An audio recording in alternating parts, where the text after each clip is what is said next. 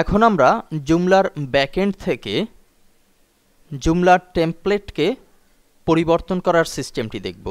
তার আগে আরও একবার প্রিভিউ থেকে দেখে নিচ্ছি আমাদের এই মুহূর্তে যে টেমপ্লেটটি ব্যবহৃত হচ্ছে তার চিত্র।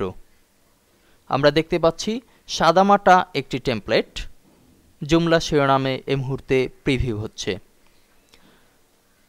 ব্যাকএন্ড থেকে আমরা যাব এক্সটেনশনস এবং প্রথম বাটন ইনস্টল। আমরা চাইলে দুভাবে টেমপ্লেটকে পরিবর্তন করতে পারি। একটি হচ্ছে পূর্বে ইনস্টল করা হয়েছে এমন টেমপ্লেটকে আমরা চেঞ্জ করতে পারি, কিংবা নতুন করে কোনো টেমপ্লেটকে ইনস্টল করার মাধ্যমে ব্যবহার করতে পারি। আমাদের হাতে যদি নতুন কোনো টেমপ্লেট থাকে যা আমরা ইতিপূর্বে ডাউনলোড করেছি অনলাইন থেকে কিংবা পেয়েছি বিভিন্ন সোর্স থেকে, সে টেমপ্লেটটি আমাদের হার্ড ডিস্ক থেকে চুজ ফাইলের মাধ্যমে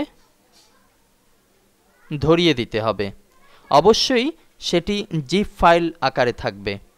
যেমন আমরা যদি এই মুহূর্তে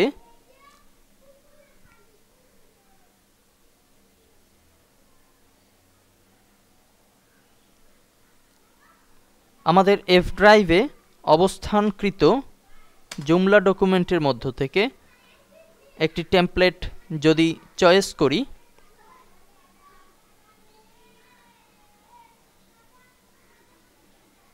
ওপেন বাটনে ক্লিকের সাথে সাথে এখানে দেখতে পাচ্ছি টেমপ্লেটের নামটি চলে এসেছে এবং upload file and install.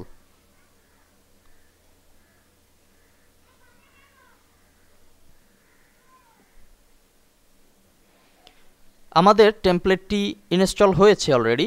Install template success নামের একটি মেসেজ আমরা দেখতে পাচ্ছি। এখন টেমপ্লেটটিকে চেঞ্জ করতে হবে। চেঞ্জের জন্য আমরা যাব টেমপ্লেট ম্যানেজার এবং এখানে আমরা দেখতে পাচ্ছি যে টেমপ্লেটের এর আগেও ডিফল্ট আকারে দুটি টেমপ্লেট আমরা পেয়েছি এবং আমরা এই মুহূর্তে ইনস্টল করেছি এই টেমপ্লেটটি। আমরা চাইলে এখান থেকে যে কোনো টেমপ্লেটকে পরিবর্তন করে দিতে পারি।